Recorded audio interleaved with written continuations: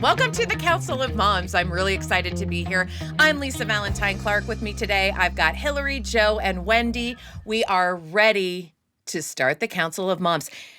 But before we do, our tagline, the Council of Moms, Forced Family Fun starts here. Love I it. feel like this is the group that starts Forced Family Yes. Fun. Forced family Okay, fun. Council of Moms, throwing spaghetti at the wall and seeing what sticks. Yeah. We're going to I see love what it. sticks in this That's a good one. conversation. And as always, my favorite, the Council of Moms, made with real moms. Certified.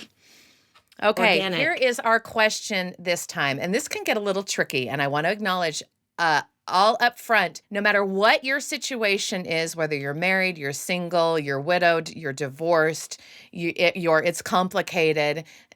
A lot of times we have to navigate parenting, mothering with other people. So, with that in mind, here's the question. My spouse and I disagree on what's important to focus on as a family. I don't want to compromise on what's important to me, so what do I do? I think this is a big one. And so I'd love to know, in all of our fun, different life situations, how do you negotiate? Hey, this is important to me. I don't want to compromise, but I am parenting with someone else. And we disagree on what our focus as a family should be. How have you navigated this? I ran away. I don't know. Just kidding. I ran away. That's funny. I said, I'm out. Yeah. That's a totally normal mom feeling. I just want to run away. I feel like I know. Yeah. I still struggle because it changes as your kids get older. You know, Yes. so like right now, my spouse is like, I want them to listen to me because when you're gone, they still call you and go, Mom, is Dad right? I'm like, well, We're just checking. yeah. I'm like, I don't know. He's like, well, I want you to support me. I'm like, okay, maybe the thing is like, when they're calling me, it's not because you're wrong or something. Is like they just have always known Mom to be the one that's there. Like, oh, Mom, I want this, and I'm always answering the questions. And so for us, I'm like, okay, maybe we get together and we say, hey, when I am gone, Daddy's still in charge, even when I am here. And if he says something, please listen. You don't need to call me to check if it is. And we've actually gotten like, argument, just being like mad at each other that we're not on the same page. And I do have like my 10-year-old just got diagnosed with autism. And so for her, she's very literal. So if I say you have 5 minutes, she is saying 5 minutes. So if he's like, oh, Dad, I don't have to go to bed for another 5 minutes, he goes, oh, no, we'll just do it in 2 minutes. She flips and she starts to really freak out and worry. And so our little thing was like, well, if we say something, we have to agree on that time exactly because her brain processing is so different and you can't switch it. So then it does make it look like I'm not supporting you of what you said. He's like, well, I don't want to be so specific. I'm like, you do because we have different kids. They're all so different in the way they respond. One thing you can do, I know like people do vision boards, like we did one together, and maybe that. Oh, that's a good idea. Right. And you don't have to like wait till the beginning of the year to do a vision board or make a plan. Maybe sit down and together make a plan and say, what is really important to us and what do you want to focus on? Maybe pick one thing a year because it can be overwhelming, like you were saying, to have like too many things to focus on and then it gets lost and then things happen. So maybe just picking one thing is important to your family and then say, this year our theme is, love or kindness, whatever it is. And then we're going to focus on working towards that theme so that everyone can be on the same literally page. being on the same page. Yeah. I know. I just write it down. I like that. Make a poster. Yeah. Make it fun. Involve the kids and y'all do a big thing together. So everyone is like, oh, this is what we're going to work on this year. I think that's so encouraging. And then you have to be willing to let go of all the other things. Yes. Like that's the thing that I have had to learn is like, yeah. Let's focus on that. Got it. These are the 3 things that are important to our family. Yep. And then also I'm going to add these Right. things. Yeah. It's But overwhelming. also, like we can do more than, and you really have to be able to willing to like just like let some things that aren't as important because you've determined that they're not with another person and actually let it go. It's hard though. Yeah, and be flexible So because as hard. things change and challenges are coming, you can be like, oh, we might need to change this a little bit. Again, like depend on the type of family you have and the relationships you have with your kids, you know? Because your kids do change, and you Yeah. change as you develop, and so your values can sometimes change, or what you focus on. Yeah, just Hillary, be how have you flexible to adapt. navigated that? Yeah, right. Yeah, so I think that with any relationship, communication is key, right? And so I think one thing that's helped us is to just take time, even if it's going on a date or whatever. And if we have a specific issue that we're dealing with, then we'll kind of just hash it out and talk about it. But here's the thing. One of what I was hoping for in this life is that I would prove that I am always right. Like there's nothing I would have loved more than to just be like, hey, I was always right. And that was fantastic. Turns out I'm not always right. And turns out that having a partner, sometimes they offer things or have suggestions that are so much better than mine, or maybe fit better in a different situation. For example, I am the type of person that will, my husband would say coddle our children. I like to think of it as just like providing a safe space for them, making sure that they don't come across they're just comfortable, and I want them to have a comfortable life. My husband, on the other hand, is like, no, we need to let them struggle. We need to, when we go so my kids all have not all of them, many of them have a bit of social anxiety. And so talking to other people is the most terrifying in the world. But my husband will encourage them to order their own food at a restaurant. Or, and with me, I'm like, no, they're so nervous. I'll just do it for them. But with him pushing them to do hard things, I have just seen how much they've grown and how important that is. And had we gone my way through this whole thing with, just trying to keep them comfortable, they wouldn't have learned as much as they have. And so I think that it's when we're trying to figure out I don't want to give up on what I really want for my kids. We have to just have an open mind and realize our way isn't necessarily the only right way, or there are other things that might be better for our kids, and we need to be open to giving that a try and trusting that my husband has a whole life of experiences himself, and that those are valuable and can help our children as well. Yeah, and if you hold so tightly to no, this is the way that I want to parent them, and you don't allow for any of that, I mean, it really causes huge problems in your marriage, but also in your kids' development. Yeah, it's so different as kids age. I feel like when your kids are younger, you definitely can have a little more of that bar level, right? Of these are the things that we do. These are the things that, are important to all of us. I love the idea of a vision board, though, where everybody can kind of put their, what's your number one thing? What's your number, and we can support each other in that. I will say, as kids age, they love to just push all of those things, which they're going to do. This is a normal thing for them to push back. It's developmentally appropriate. It's important for them to do because they have to figure out who they are. And is this important to me? And do I want this in my life? And it's just heart-wrenching as moms, I feel like, when they don't want what is so important to you. like your number Lisa, one, your fundamental thing. This is my you're number okay, one, nothing else and matters, they're but I want my kids to have this. And they're like, oh, no, thank you. I don't want that. Thanks. No, Yeah. I don't want it. Is what we're providing them so terrible that they don't want it? But they are their own people. I am learning this so much, and it's really hard, and sometimes a little kick in the face of okay, this is not important to them. What is important to them? And can I support them in what's important to them?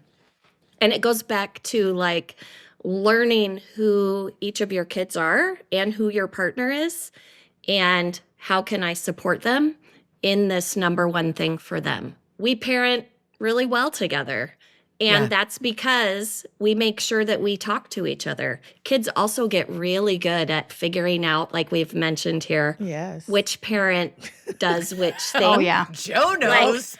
Yep. Let me Yeah. call Yep. dad because he'll say yes to this. And it's really important to say to your partner, hey, if any of these 5 things come up, I need you to check with me before you say yes or no. And it's okay to say, hey, I need to check with your mom to make sure we're on the same page about whatever this sleepover or party or whatever this thing is you want to do. It's okay to say, I'll get back to you. And it's so hard to not be like I call it Disneyland dad or Disneyland mom, and just say yes to everything because you want to be that. And there's a really hard kind of bad cop, good cop situation that has to happen. So I'm hopeful that people have a partner or a friend or a sister or somebody that they can bounce these things off. And you can say to your kid, I need a second to just think about what you want to do. Or if you don't want to go to church anymore, like I need a second to talk with your dad or talk with somebody else about this before I respond about it. And that's so hard. But it's so important to have your kids realize that your parents are different people too. And maybe this is really important to mom and it's not really important to dad. But because it's important to mom, dad can check in with her about it first. And vice Be versa. like, Yeah. yes, absolutely. So I do think there's something to be said about a type of vision board, family vision board, or family like, hey, what are your number one things in life? If that is, social justice for everyone, like I'm going to support people to do the things that they need to do, then I can get on board and help you go to that event where we're going to, support people. Or if my most important thing is religion and going to church on Sunday, you can support me in knowing that I'm going to be gone for this amount of time on a Sunday to go to church. And you can ask me, how was it? Even if you're not going. So I think you can voice to people what your important things are and have them support you. It's just like a friendship. It's just like this group of moms. Like if I know lipstick is really important to Lisa, I'm going to be like, hey, I don't wear do like lipstick, it. but I saw do. this and I thought you would love it. And I Like- don't try to gift Wendy lipstick because I know it's You not do. her thing. Look what I actually, got I out. do. Sorry. Actually, got this out. Spoiler, I do. I got this out to put on today because I knew Lisa would want me to wear it. I it's- just want your lips it's to be just important. hydrated and full They of life. are. That's all I want. Yes. So it's They so do important. look very hydrated. Yes. Hillary knows. But I do think it's important.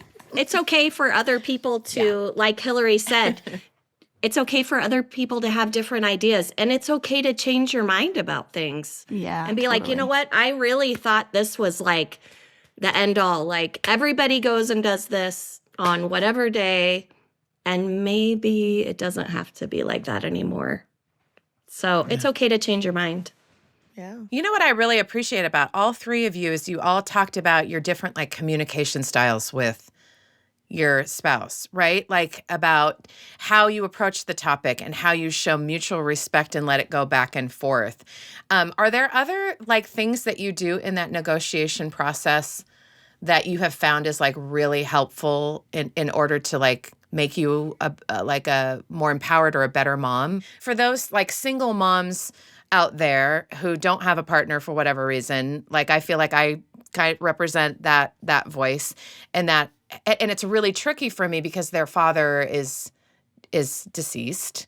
And so I know though some of the things that were really important to him, and I feel very like I have to use it very judiciously of like, I know your dad thinks this is important, or I know in this situation your dad would want you to hear this. And it's such a tricky thing that I never thought I would do in my parenting of like, well, your dad says, I know he's dead, but like, I do know that he talked a lot about this and I know him better than any, like, and so I feel like I need to say it. And I sort of say that. And there are times where I'll tell you, it's like super frustrating because I know that if he were here, he'd have my back, but he doesn't have my Right. back. No one has my back because just of the situation, right? And so there, I kind of love this question when it was like we're disagreeing, but we need to compromise. But this is so important to me. What do I Yeah. do? And so that's why the nuance of this question is really important, because I think there's something that we could all learn from it. Even someone like me is solo parenting. Right. Yeah. I think one thing I've thought of as we're talking about this is sometimes in those situations, if it's really important to you, you also have to be okay with just doing it alone. Like, if this is really important to me, if my spouse doesn't, if this isn't number one for them, if none of my kids have this on their radar as something that's important, but it still is for me, you have to be okay doing it alone if this is what is important to you as a person. And I would hope that a partner, a friend, you have supportive people around you, you have a group that can support you in doing that, even if you are doing it alone. Because if it's something that you feel and you're passionate about, you should get to do it. Yeah, So, that's a good point. A really yeah. good point. Yeah, and I think it's still like mutual respect if you might have to do it alone, but they can create a space for you to do that alone, knowing that Oh, this is yes. really Yeah. important for mom. So we are gonna make it a way for her to be able to accomplish what she wants to do. I love that. Then they can see like, oh, okay, it's okay if everyone isn't on the same page, but as we have mutual respect for each other and create a space so that we all like, I guess, like agree to disagree and to just kind of be supportive and love each other because at the end of the day, it's like it's family. It's really important. And so if you can create a place that your kids or anyone feels that it's safe to be different, then they don't have any trouble coming to you when they need something, opinion or some support, because you can still support someone even if you don't agree. At least that's how I feel. You can still be Oh, yeah. supportive even if you don't agree, just with respect and love and being there for the person. Just a listening ear if that's what they need. Is there I'd love to talk a little bit more about this idea of compromise, like within a relationship, and how it's changed or influenced your mothering.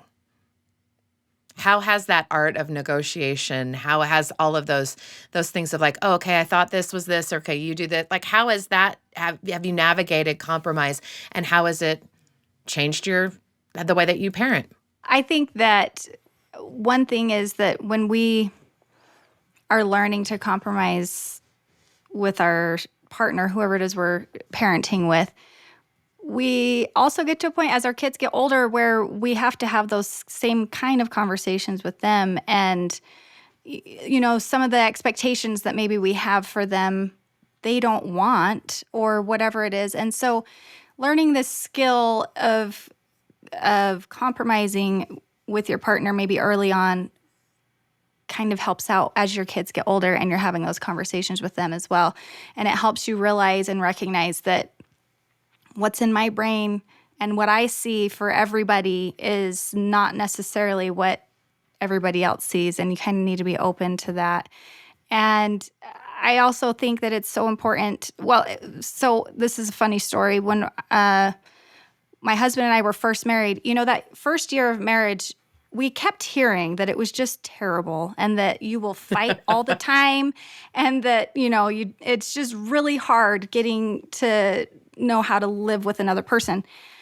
We actually had a fantastic first year of marriage, and fantastic until we had children, honestly. And that's when any kind of conflict came up, and that's when we realized, oh my goodness, we have two completely different ideas about how we are going to raise these children. And I mean, not completely different, but definitely there were things that came up. And if there ever was a conflict, and still to this day, if there's ever a conflict, it's usually about how we're going to handle a situation with one of our kids. And so I think that the family is just such a great unit to learn how, and sometimes we fail miserably, right? But it's a great place to learn how to compromise, learn how to take everybody's opinions and desires and beliefs and just try to find a cohesive way to exist and to,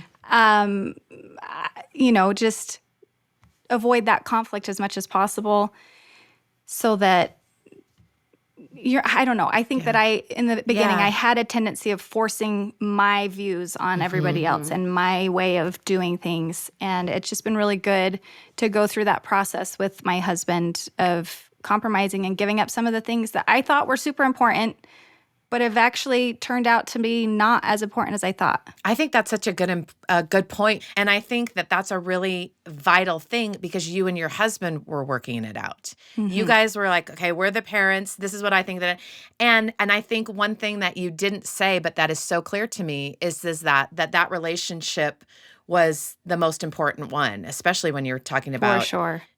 your kids. And you weren't like, well, Jill does it this way. Well, Jill says this, or, like my mom says this, Yes. or my friend says this, or we've decided that this is the right way to do things. And so I don't know what and you have that we against you Yep. is a different way to compromise. It's just the two of you. And I think that there's something really special about that. Totally. Lisa, when you asked the question, I thought of like compromising with a 3-year-old, and I wanted to laugh because that doesn't happen. Yeah, right. Yeah, like how do you compromise with the You're just 3-year-old? like, That's when like you just had do what success mom with that? says. no, you just look at them, you go, yes, just you can have it, Sure. Yeah. It's more of a hostage situation with that. Yes. It is. It's hostage negotiation. That's not Yes. compromise. Right, and then hostage just- negotiation. And there have been For sure. times where I think she was 4 at that time. My 7-year-old was 4 at that time. And I don't even know what it was, but she is stubborn, like in a good way. Like if she sets her mind on something, there's no change in it. It doesn't even matter. And Yeah. I'm like, okay, well, I can be this like, I can raise my voice and like, well, I said so. And then she's raised, Yeah. we're like having a yelling match. And so I remember one time I just stopped and I went, and I just opened my arms, and then she just came in and she just hugged me and she fell asleep, And it was I'm like, tired. right. So it's like the more I Yes. was fighting to do something, and then when I Yeah. just became a gentle, just person, I was like, okay. And she's like, oh. And so, like, if you're a single mom and you're with kids and you're like trying so hard to compromise, something is like, it's a different way of just needing a safe place to like a Yeah. refuge, like it's not always like something what you think it is. It might just be like an underlying cry for like, right now, I just need a safe, quiet, I just need mom, And then, that maybe it's not the time to try to convince them or compromise or work on something. It's when the emotions are down and then they have like a safe like outlet and to be like, okay, I see where you're coming from and I hope you see where I'm coming from. What can we do together? And even if it's with your spouse, like Yeah. arguing in that moment, I used to have to be like, I'm going to hang up now. And I'm going to be 5 minutes in the closet in the dark, like just to With calm some my own chocolate. emotions down. Yes. And Yeah, then just parked in front of Target Right, parking lot yes. eating a big box of cookies. Exactly. Hypothetically. Yes. or go in Hypothetically. and buy Of course. some cute smelling hand soap. That fixes Yeah. everything. Yep. Yes. But It just, does. stepping away from the situation if you feel like the Yeah. compromise isn't, working or, going the way you want it to, just stepping away, giving it a minute. And usually, like, you come back with a different perspective. Yeah. And then you might even find that, like, what you wanted might have even changed because you were able to step away and go, oh, I see it differently now, or I can see it the other person's way and they can see it your way. I think that that's where it's at. We all want to be good moms. We Yeah. all want to have this strong family bond, right? And we all want to give our kids all of the good things, the best things in life. We can all agree on that. And we can hold on to that super, super tight and these ideals that we want, or we can have a real relationship with the real people in our family. Yeah. And I'm not saying throw away ideals at all, but I'm saying don't sacrifice real relationships at the altar of an idea of a relationship. Right. And that's what I love what you say, Joe, about what is it that they're really asking? Sometimes they come to you and saying, this is important and this is what I want our family to be. What are they really saying? Are they Yeah. really asking like, will you love me no matter what? Even if Right. I don't want all these things that Yeah. you want, will you still love me? Do you still want to parent with me even if I'm not perfect? Do you still want to parent with me if you don't get your way? And like Like, what is it that we're really asking? I'm going to be thinking about that for a long time, Joe. We only have like about a minute left. And in that time, I would love for us all to be able to share like this idea, in this question that, we disagree as spouses, what's important as our family. And I don't want to compromise on what's important to me. So what do I do? I'd love for us just to kind of go around and say, if you find yourself in that situation, like, what is the first thing that you would do? Yeah, I think, again, I keep going back to this. As my kids have aged and gotten older, they've taught me a lot. And I feel like the number one thing that I really have now is a relationship. I want a relationship with my kids. So if this problem that we're having, if this disagreement that we're having is going to harm that relationship, then it's not important anymore. Like, even if that is so important to me that this happens, or they go here, or they do this, or they think this way, when it comes down to it, I want to love my kids. And if that is stopping me from being able to fully just love on my kids, then it's not important anymore. So preserve the relationship and just love them. That's all I have to do. Yeah. I want to be a safe place. And of course, my spouse is like, yeah, we want to be a safe place for our kids to come to. So if we like are arguing and we like, oh, what's important isn't important to you, we just have to kind of go back to basics and go, what do we care about? What are we both trying to get to? And then we're like, okay, we're both trying to get to being a safe place. Then maybe everything else can fall away. And let's make a new something that's important to both of us. We can, maybe put both of our perspectives away. Let's form one together. One thing that keeps coming to my mind is the quote about how we may disagree, but we don't have to be disagreeable. And so I think that there's just a right way to disagree about something. And I think that there are a lot of times when we're disagreeing in the right way and we're not maybe approaching it with so much anger or emotion, that's when beautiful compromises come about. And that's when we are actually able to get to that point where we figure out, okay, this is super important to you. This isn't super important to me. How can we make both of these things work? And sometimes it's that you can make both work. Sometimes you have to pick one over the other, and then just trust your spouse and trust yourself and hope that we just are all hoping that it all works out in the end is really all that's happening right now. Fingers double crossed. I love that. Yes. Double crossed, fingers crossed. I love it. The Council of Moms is here with a hopeful perspective. Absolutely. We don't give up. We don't give up. Yeah, thank you so much for being here. Hillary, Wendy, Joe, thank you for sharing your knowledge with us and for creating a community. Don't forget that the Council of Moms is intended for all of us to just be a catalyst to create your own Council of Moms. Moms from different ideas, different backgrounds, being able to come together with this hope that we have. The hope, being that it's all going to work out. And it will, because we've got the council. Now, if you are listening to this podcast, if you want to see what we look like, or if you want to see all of our shocking expressions, you can jump on over to YouTube. It's super fun. And please share this Council of Moms with someone you love. If somebody popped into your mind as soon as I said that, send this podcast link or a testimonial to one of your friends. This helps us to keep going and having these really great conversations. Thanks, and we'll see you next episode.